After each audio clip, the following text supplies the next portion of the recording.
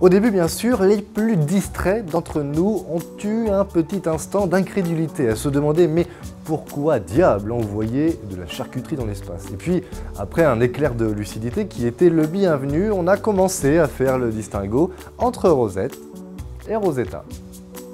Sauf que pendant ce temps-là, le petit robot Philae avait finalement déjà filé sur sa comète Chury, ce bloc de glace et de poussière situé à quelques 500 millions de kilomètres de la Terre, très très loin.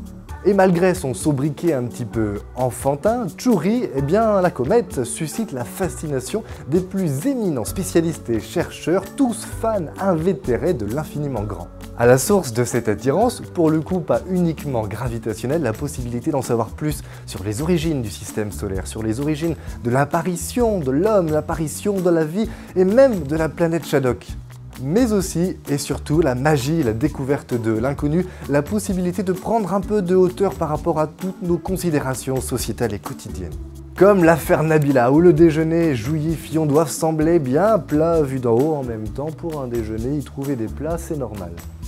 Alors bien sûr, à défaut de pouvoir partir dans l'espace pour un petit séjour dans le cosmos, histoire de prendre un petit peu de recul sur les choses de la vie, sur notre fameux quotidien, aussi mordant et douloureux soit-il, on pourrait toujours envisager de faire un petit week-end en prenant un vol low cost, un avion, pour aller peut-être s'oxygéner un petit peu du côté de la Méditerranée. Mais quel dommage, Ryanair, la société low cost, a quitté l'aéroport Rhin-Champagne de Bethany il y a 10 ans tout juste, c'était en 2004.